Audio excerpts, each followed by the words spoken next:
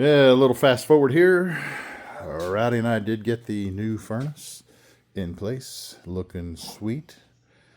Just got to finish the hookup. We'll come back at a later date to finish that up. You can see we had to do a little trim work up here. We had to cut the lift eye off of it and trim a little bit off of the fill and vent tube up there to fit through this garage door. It barely fit. And there's the beast, the Kubota that got it in the door with my expert operator skills. Rowdy guided me all the way.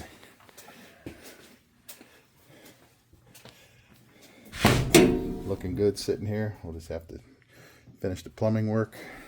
Got the chimney reattached.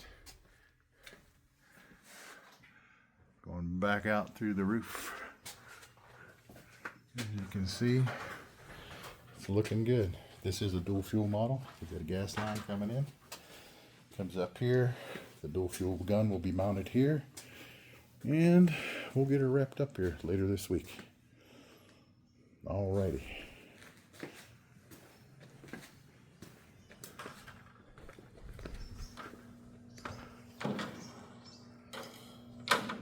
Say hi to the people, Rowdy. Hi to the people, Rowdy. Never gets old.